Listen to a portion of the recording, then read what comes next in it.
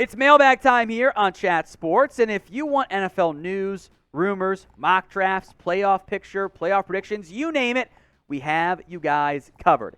Hit that subscribe button right now. It's free. When you hit the red button or the black and white button here on YouTube, every single day, we've got you covered on all the things going on around the NFL.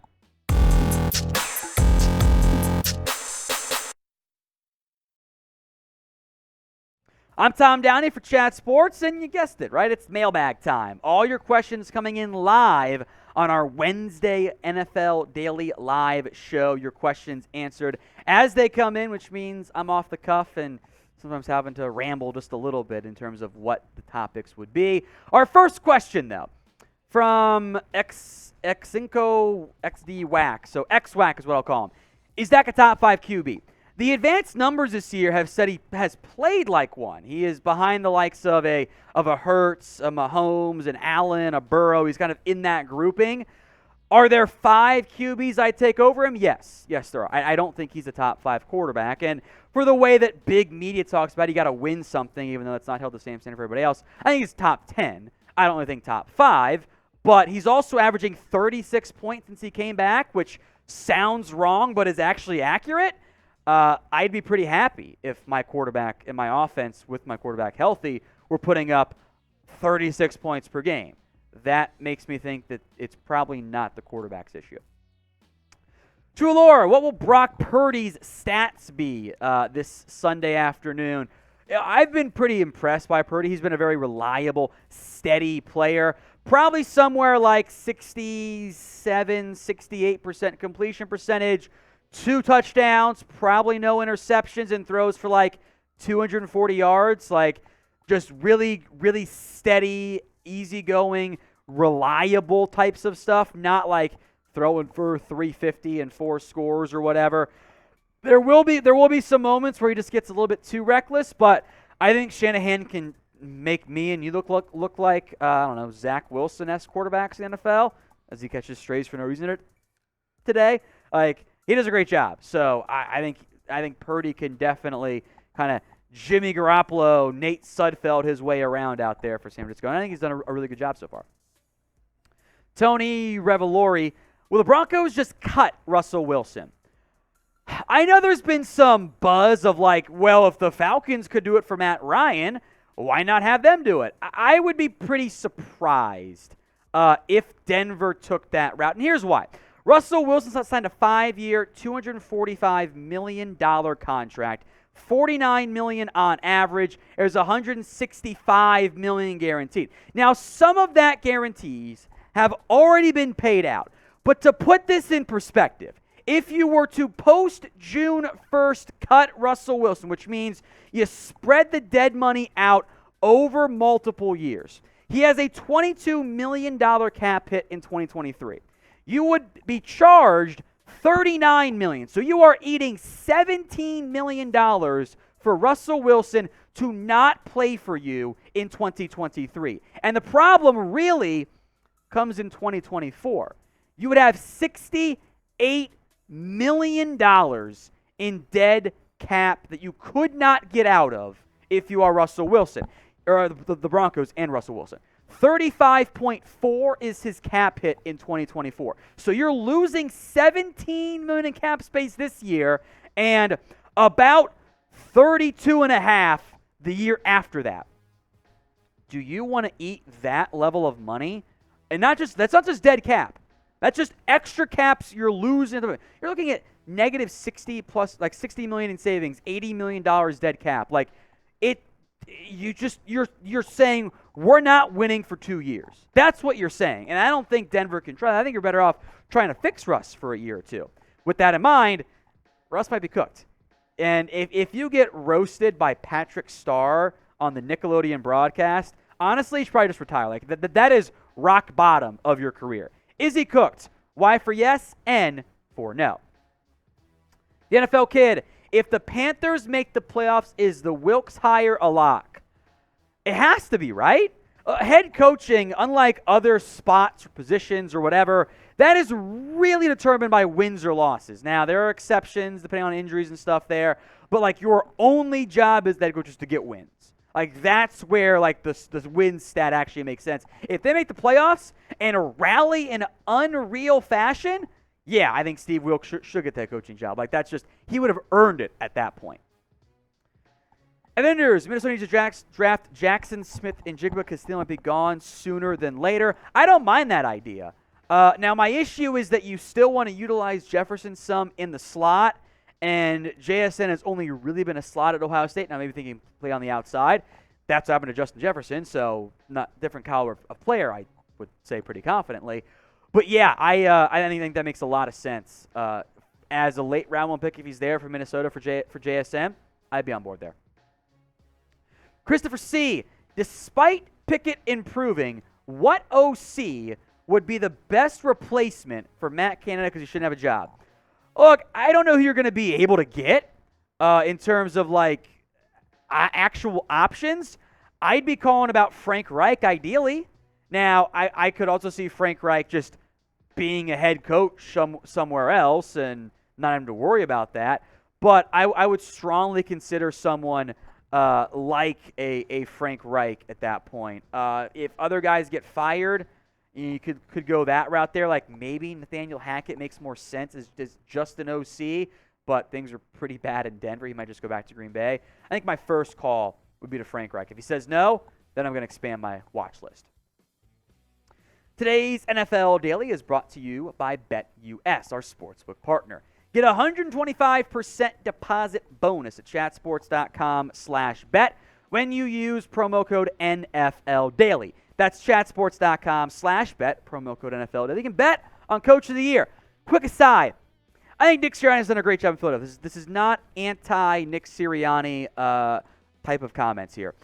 But head coach of the year should not just go to most wins. And that's what we're doing with Nick Sirianni and Shanahan being up there. Honestly, shouldn't it be Brian Daboll or Doug Peterson?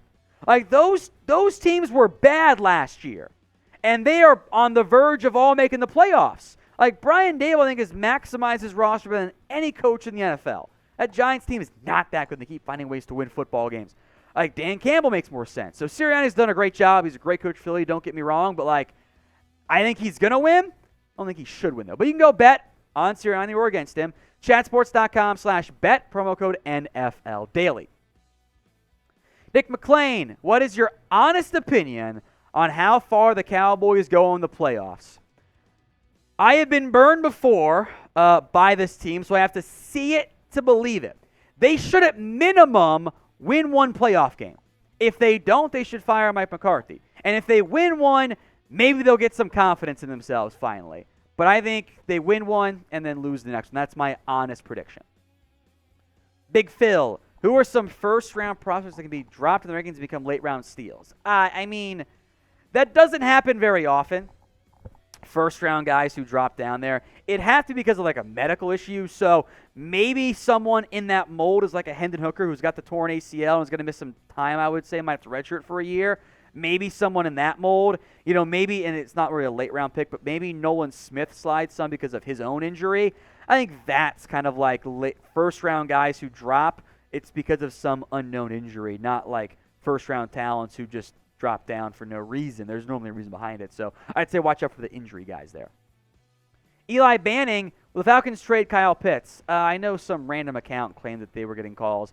I'm sure they are. No, they're not going to trade Kyle Pitts. That just doesn't make sense for Atlanta. Like, you drafted Kyle Pitts number 3 overall to help out whoever your eventual franchise QB is. Might not be Desmond Ridder. You don't trade away a 1,000-yard rookie tight end after 2 years unless you get, like, all the picks. Like, it's just not how they're going to operate. So, no, I don't think he's getting dealt. I bet there are a long list of teams that would love to get Kyle Pitts. And that's what the Falcons are. It's just like the whole Quentin Williams Jet stuff. Like, number 3 pick. Like, we would love to get him. They're bad. But teams don't trade those players unless they're actually bad. The good ones like Pitts and Quentin stick around and eventually become all pros. So name a player, a bit more realistic here, that you think ends up getting traded. Is it a Pitts? I don't think so. I think Derek Carr is one. Drop that player name for me in the comment section. Christian Navarro, I think Sean Payton will join Denver after Nathaniel Hackett was fired. I don't think Peyton wants that job. Now, look, maybe open up the Walmart checkbook and throw $20 million a year, but I don't know why Peyton would want that job. Now, maybe there's nothing else that comes open, and he goes, okay, fine, I just went back really bad. I don't think Denver is an alluring job because of the chaos and uncertainty around Russell Wilson. Now, you still call, and you make him tell you no, but I think you're going to have to look elsewhere if you're Denver. Junior Estrada, if Mac Jones doesn't play well, the Patriots trade or cut him. They're not going to cut him. No chance. That just doesn't make sense. But I think they give him at least one more year. Now, after next year, maybe a different conversation, but he's a first-round pick. He's shown you some good things. It's not his fault his coordinator is Matt Patricia. Like, that's an organizational failure of Mac Jones. I'm not convinced on him. But you spend him at a first-round pick, you can't give up already in the same way the Jets can with Zach Wilson. From Drake, Derek Carr for a first-rounder, best team fit. I don't know if you get a first. I really don't. That's kind of what Carson Wentz went for, so I think it is feasible. Best fits, I think, now maybe Tampa makes sense if they lose Tom Brady. But you would have to make that decision before anything happens. It'd have to be like a Super Bowl-ish timeline for a trade, which has happened before, happened with Stafford. Jets make a lot of sense to me. The Commanders are in desperate need of a Kirk Cousins caliber quarterback. I think that's what Derek Carr can be. The Colts, maybe Carolina if they make the playoffs. Let's dump Darnold, go get Derek Carr. I don't hate that one, honestly. Saints, Houston, the Giants, Tennessee, they don't have Ryan Tannehill. I'd say Jets and Commanders and Colts are the big three for me. But what do you guys think? Where will Derek Carr play in 2023? Get those predictions in for me right now in the comment section. I doubt it's the Raiders. I think he's done there. They're going to move on from him. What do you guys think? From Kyle Daughtery, how do you feel about Kenny Pickett? Is he the guy? I believe so when Canada's gone this offseason.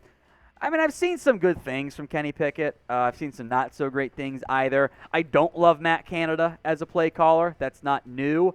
I do get worried about constantly shuffling offensive coordinators. Pick a guy, give him 2 years, see what happens with Kenny Pickett. I think he can be. I also think his ceiling's gonna be more of like a Jared Goff guy, or maybe you get like a Carr or a Cousins like top 15 QB. I don't know if we're going to get a top 10 QB from Kenny Pickett, though, but you can have a lot of success with the top 15 QB. From Brokov, so the Jags after Josh Jacobs, and I was thinking the Super Bowl leap. I think they can make the leap. They need some better upgrades. Maybe Calvin Ridley helps things. You're going to have a top 10 QB in Trevor Lawrence. I think he's already kind of playing like one. He'll be that guy next year. Turns out Urban Meyer just sucked. Go figure. But no, they don't need Josh Jacobs. They have Travis Etienne. I wouldn't break the bank on another back. Christopher C. Najee Harris is the top 8 running back in the Lions system. Your thoughts? I could see it. The Lions' offensive line ground game is really good. Najee Harris, I think, has not played behind a great offensive line or scheme in Pittsburgh. I think that's also the point, though. It's why you don't draft running backs that early, because you swap them out, and you just go to a new team, you have a top 10 player. That doesn't happen at any other position. It's outside of maybe some O-line spots, like it's a big scheme difference. But for running back, that doesn't that happens too much. So that's why you don't draft one. But I agree. I think Najee Harris can be better than what he's produced so far in Pittsburgh.